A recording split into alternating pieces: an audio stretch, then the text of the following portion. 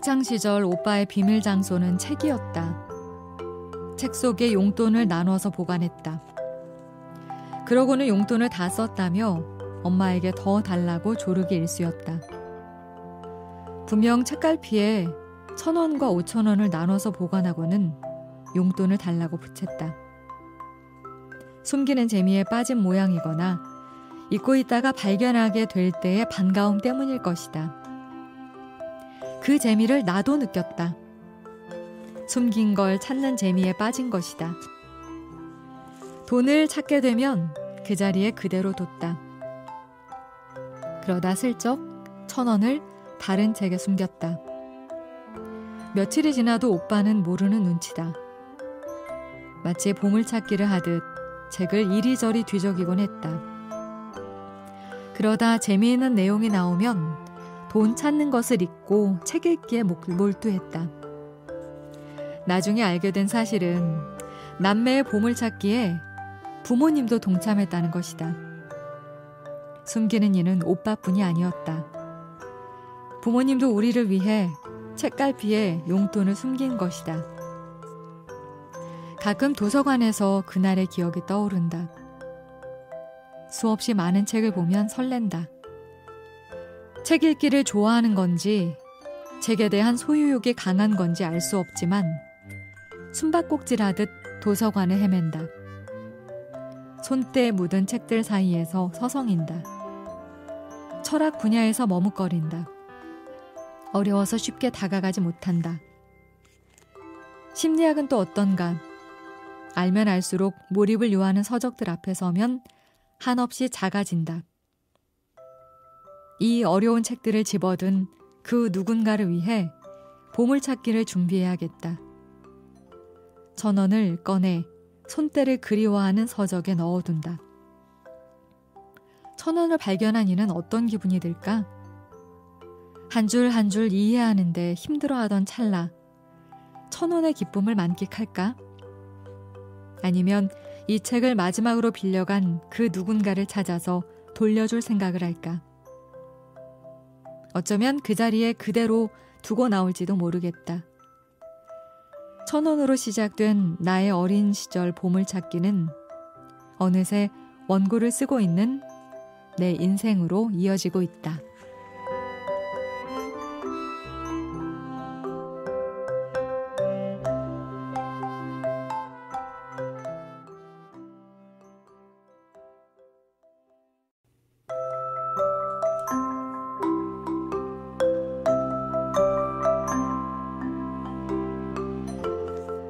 몇 번인가 작업 공간을 옮겼지만 내가 직접 한 적은 없다. 포장이사를 하더라도 관리 감독할 주인이 있어야 하는 것은 당연하다. 용돈을 두둑이 쥐어주고 지인을 섭외한다. 2, 3일 정도 여행을 다녀오면 어느새 새로운 공간이 탄생한다. 어차피 짐들은 그대로지만 호기심을 지울 수 없다. 내게 익숙한 정돈이 아닌 정리자의 익숙함이 배어난다. 이럴 때면 술래잡기를 하듯 온갖 물건들을 조금씩 찾아본다. 가끔 친절한 지인은 메모를 남긴다. 어떤 관점으로 정리했는지, 어떤 코드를 가지고 진행했는지 간결하고 세밀한 그들의 손길을 느낄 수 있다. 그 속에서 지인의 철학이 읽힌다. 지인의 삶의 태도가 느껴진다. 지인의 마음과 손끝으로 정리된 짐들은 신선하기 그지없다. 나의 공간이지만 내 것이 아닌 것 같은 이 낯설미 좋다. 흔히 집과 자동차의 크기는 줄이기 힘들다는 말이 있다. 공간을 늘리는데 신중해야 한다는 말처럼 들린다. 신중해야 하는 건 맞지만 영원히 나의 것이라 믿는 것만큼 바보스러워 보이는 것도 없다. 줄이지 않기 위해 늘리지 않고 늘려놓고는 줄여야 할까봐 전전긍긍하는 것처럼 처량해 보이는 것도 없을 것이다. 집은 집이고 차량은 차량일 뿐이지만 그렇게 단순하지 않은 모양이다. 물론 나도 성인 군자가 아니기 때문에 공간을 줄여야 할 경우가 생기면 조바심이 난다. 그럴 때면 지인에게 이사를 맡겨놓고는 열흘이고 한 달이고 여행을 떠난다. 돌아올 때 즈음이 되면 나를 받아줄 공간이 있다는 것만으로도 행복해진다. 아무리 판타스틱한 공간이라 해도 내 집만한 곳은 없다.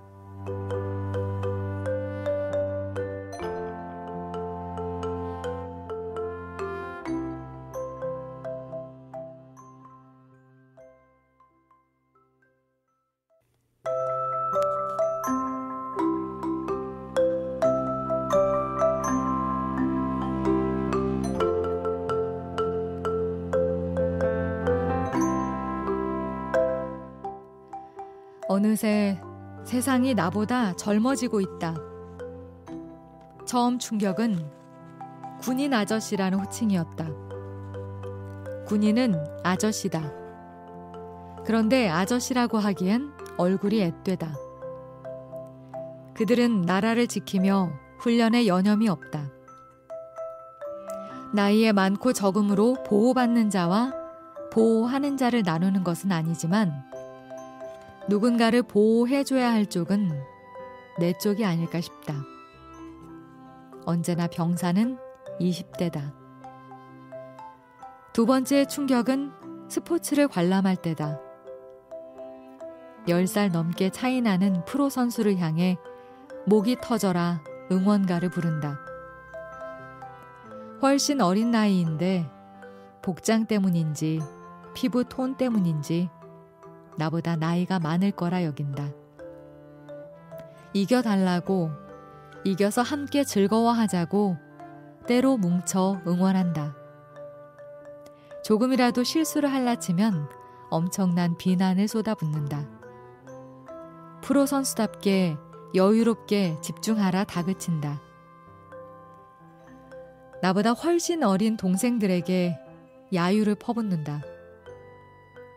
프로 선수로 맹활약할 수 있는 연령대는 높아봐야 40대다. 격려와 위로를 해줘도 안쓰러운 나이 아니던가. 세 번째 충격은 정기검진을 위해 찾은 병원에서 만난 의사 때문이었다. 주름 한 줄이 보이지 않는다. 아무리 관리를 잘한다고 해도 낯빛이 투명하다 못해 세월의 흔적이 없다. 나보다 확실히 어리다. 스트레스 받지 말고 편하게 삶을 즐겨보라는 말이 가슴속 깊이 와닿지 못한다. 특진이 아니고서는 젊은 의사가 대부분이다. 어느새 나는 세상보다 늙어가고 있다. 그것을 모르고 있었다.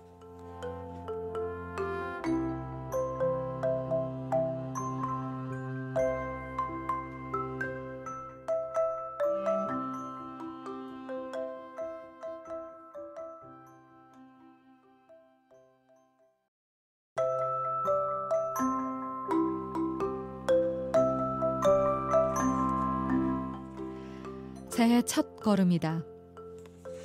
현관문을 나서 아파트 단지를 벗어난다. 걷는다. 남산을 향해 또박또박 걷는다.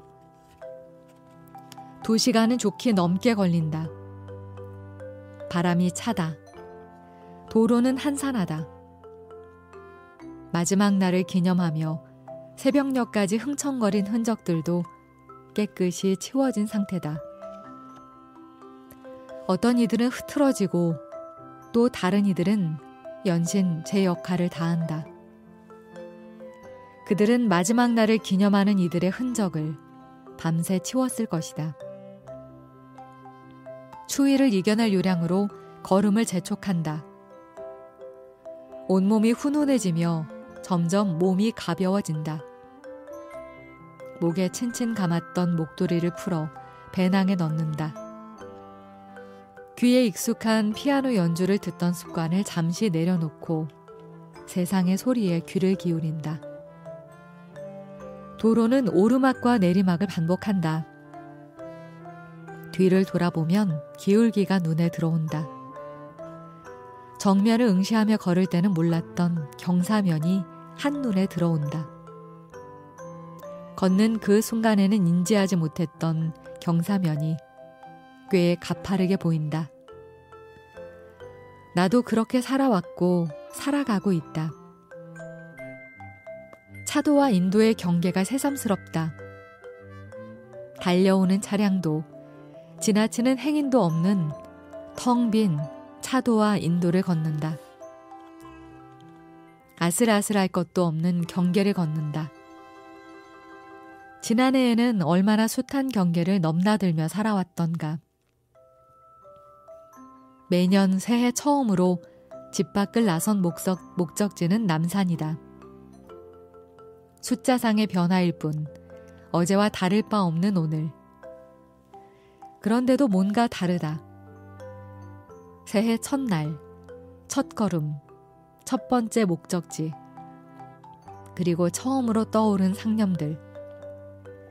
15년이 넘는 기간 동안 그렇게 남산을 찾는다. 대중교통을 이용하던 길을 이제는 걸어서 간다. 남산에서 서울을 내려다본다. 세찬 바람에 옷깃을 여미고 배낭에 넣어둔 목도리를 꺼내 감는다. 따뜻한 커피 한 잔을 들고 남산을 배회한다. 생각은 떠오르되 정리되지 않는다. 정리하고자 하는 의욕조차 사라진다. 신년 계획을 떠올리며 애쓴다. 정리가 안 되었으니 계획이 쉬이 떠오를 리 없다. 그저 올해도 건강히 지내자. 숙연해진다. 차분하게 가라앉는다. 하늘을 올려다본다.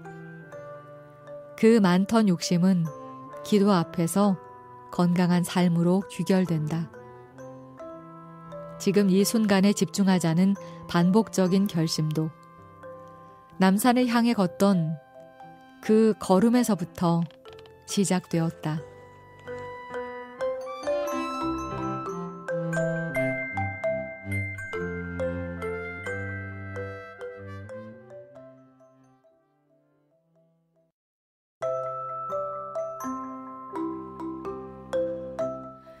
야구 글러브를 샀다. 대형마트에서 골랐다. 어린아이용이다. 충동 구매는 아니다. 몇 주 전부터 유심히 눈여겨보던 제품이다. 조물락조물락 만져만 보다가 두고 나오길 몇 차례. 호기심이나 상상력을 제외하고는 별다른 소유욕이 없던 내가 야구 글러브에 마음을 빼앗긴 것이다. 몇 권의 책과 노트북만 빼고 나머지 잡다한 물건들은 지금 당장 필요한 이에게 나눠주어도 아쉬울 것 하나 없다. 그리고 언젠가 배낭 하나만 짊어매고 떠날 것이다. 이건 독립하면서 이미 결정한 일이었다. 모은 돈은 세계 여행으로 다 써버리고 서울이 아닌 새로운 곳에서 둥지를 트는 것. 당연한 삶의 순서라 생각한다. 그런 내가 야구 글러브를 샀다. 매장 점원이 야구공을 건넨다. 같이 선물하시면 좋겠죠? 맞다. 글러브가 있으면 공도 있어야 한다는 것을 생각 못했다. 이젠 야구공까지 손에 들려있다. 나 자신에게 주는 선물이니 점원의 조언이 틀린 말은 아니다. 인근 중학교를 찾는다. 야구 글러브를 들고 있는 학생들이 보인다. 학생, 캐치볼 할까요? 한참은 어려 보이는 학생이 나를 위아래로 훑어보더니 선뜻 그러겠다며 고개를 끄덕인다. 학생을 향해 야구공을 던진다. 공을 받아 내게 던진다. 내 눈이 절로 감긴다. 공을 끝까지 보세요. 공에 맞아봤자 살짝 아프고 말아요. 두려워하지 마세요. 상상에 의한 공포, 두려워하지 말라는 학생의 조언에 용기가 생긴다.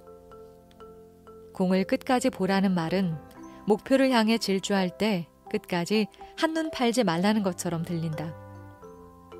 그것이 내게 고통을 주더라도 시간이 지나면 씻은 듯이 낫는다는 말처럼 들린다. 며칠이 지나 아마추어 야구 시합이 있다는 정보를 얻었다. 롯데 자이언츠 응원 복장을 하고 운동화 끈을 동여매고 아마추어 야구장을 찾는다.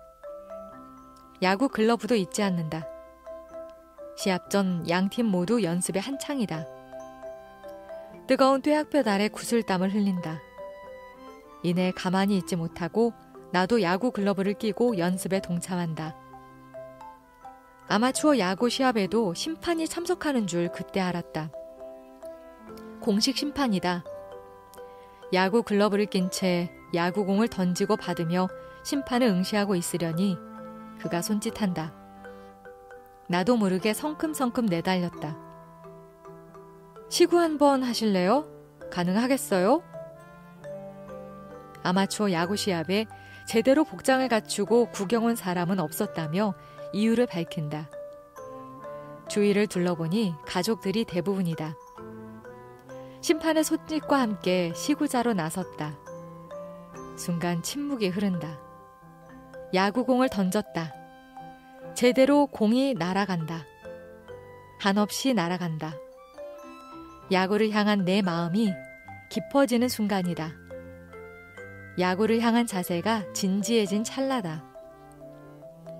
세상에는 이해 못할 취미도 없고 한심한 취미는 더더욱 없다. 온몸으로 응원하는 이들이 카메라에 잡힐 때면 그 마음 충분히 이해하고도 남는다. 나도 그렇게 변했다.